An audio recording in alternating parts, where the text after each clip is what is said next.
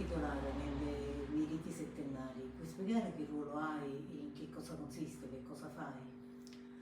Vabbè, in realtà un ruolo particolare è una parola troppo grande, è una collaborazione, no? Che facciamo, siamo un gruppo di persone, cerchiamo di collaborare, dare il nostro contributo per i riti settennali.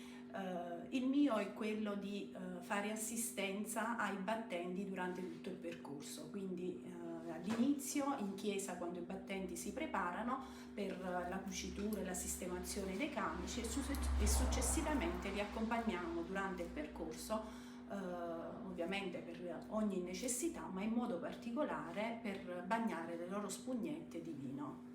Hai sempre avuto questo ruolo o da quando hai iniziato? Sì, in realtà io ho iniziato da giovanissima, in realtà lavoravo presso uno studio medico ed è stato il medico che mi ha coinvolto in questa cosa e quindi spinta un po' dalla curiosità ho partecipato ed ero proprio giovane, avevo 19 anni ed ero una delle più giovani tra il gruppo. Niente, poi mi sono resa conto che non è stato il medico a spingermi, ma è stata una vera e propria chiamata, perché poi uno si trova a vivere emozioni che certamente segnano nel tempo e mi hanno lasciato intendere che dovevo continuare, anche se l'esperienza inizialmente è stata un'esperienza forte, soprattutto in chiesa, il momento in cui i battenti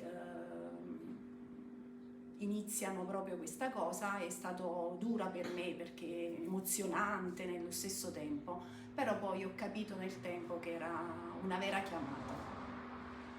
E chi ti ha chiamato? La chiamata da chi è arrivata? Bene, questa è bella domanda e questa è la fede, no? La nostra fede. Io credo ciecamente che la Madonna ci ha messo la mano perché alcune cose non si possono, se non c'è un aiuto divino, alcune cose non si possono né vivere né assistere. Certo non è una passeggiata per le persone che stanno là, in quel momento in chiesa si vive un momento particolare che è un misto tra emozioni, sospiri, ansie, attese, che nel momento in cui si inizia proprio, i battenti cominciano questo rito, finisce tutto, nel senso che si guarda solo alla Madonna e non si pensa a nient'altro. E mi spieghi un po' meglio questa cosa, bagnate di vino, perché proprio di vino? Perché non di un altro, di qualche altra cosa? E mi spieghi anche un po' che vino è, che tipo di vino è, che cosa è, e a che serve? Allora, viene usato il vino perché il vino ha un potere cicatrizzante, inoltre evita la coagulazione del sangue vicino agli spilli di cui sono composte le spugnette. Un vino che viene offerto inizialmente veniva offerto dalle singole persone di guardia, chi ovviamente faceva il vino in casa, donava questo vino, oppure dalle nostre cantine. Senti, che per te c'era proprio il vino e non un altro elemento, c'è un valore simbolico perché o solamente un fatto di igiene, un fatto medico che si mette il vino sulle spugnette? Io non so come è nata questa cosa inizialmente, però credo che sia proprio per un fatto, ecco, come dicevo all'inizio, per un fatto cicatrizzante. Penso che sia questo il motivo. Perché si usa il vino bianco e non quello rosso? Non lo so. Perché il vino bianco e non quello rosso? Perché il bianco? Perché il bianco ci vuole, Il bianco ci vuole. il rosso è più aspro. Ah, le altre ragazze che come te, ho visto diverse ragazze l'ultima Sì. volta, ma ci sono sempre state, cioè è un lavoro un po' particolare, avrei immaginato che più i maschi si aiutavano fra di loro. No, in realtà ci sono sempre state, sì, ci sono sempre state le ragazze. Le donne hanno sempre aiutato? Sì. Forse così giovani no, Sì. forse così Infatti giovani no, c'erano però anche le donne molto adesso sì. giovani. Guarda, sono sempre gli stessi ad andare anno dopo anno, no? Ogni settennio sono sempre gli stessi e si tramanda di genitore in genitore, cioè quando il genitore non può andare più va il figlio, la figlia, no? Ripeto, io sono stata forse l'unica che sono andata perché mi è stato chiesto dal medico dove lavoravo e poi sono rimasta perché il settennio successivo fui chiamata da uno dei responsabili. Ma da piccolina hai avuto altri ruoli, nei riti, hai fatto l'angioletto? Sì, come tutti. Sì. Sì. E che ruoli Angioletti, hai? poi mano a mano che si cresceva si entrava nel coro, il Eh. mistero, il coro e poi in ultimo questo. E da Sì. quanti anni hai questo ruolo? E sono fatto per 5 anni, 5 volte. 5 volte. Per una persona che da fuori guarda i riti è molto impressionata l'odore del vino e l'odore del sangue. E tu che stavi proprio nel centro, in mezzo, come vivevi questa situazione? Come le dicevo prima è un misto, no? Tra emozioni e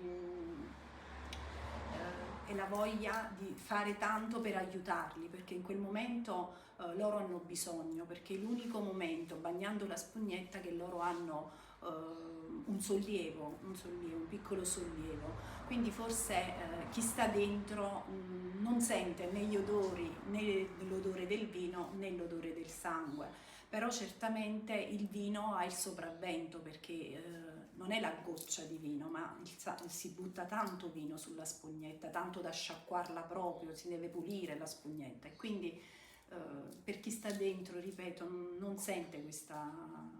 Io almeno non la sentivo questa cosa, l'ho sentita fortemente in chiesa perché ecco, essendo tanti battenti, sente un posto stretto, allora i battenti te li tieni proprio accanto, allora là non puoi fare a meno di non sentire e di non sporcarti. Senti, quando poi tutto finisce, che cosa ti rimane? La gioia. Sì. Sì, la gioia, veramente rimane la pace nel cuore, la soddisfazione di aver fatto una cosa meravigliosa che solo se si vive si può sperimentare diversamente. È difficile da raccontare. Senti, tu hai figli, partecipano loro? Sì, ho un figlio, un ragazzo che adesso ha 19 anni, la prima volta ha partecipato ad 1 anno, poi a 8 anni Ma e che poi fai? Non che sulla monna. ha fatto, che è uscito adesso, ha fatto Gesù Traduttore Eh. e poi ha aperto l'angelo dell'apertura delle lastre. Delle lastre. Generale, ma nella tua famiglia il vino che ruolo gioca? Avete sempre, che rapporti hai tu con il vino, con questo elemento? Per te cos'è? Ma in realtà io non vengo da una famiglia di agricoltori perché mio padre faceva tutt'altro, però il vino per tradizione a guardia è stato sempre un elemento importante, ecco, che a tavola non doveva mai mancare. Quindi voi non avete mai prodotto vino a casa No. tua, però lo avete consumato, consumate vino?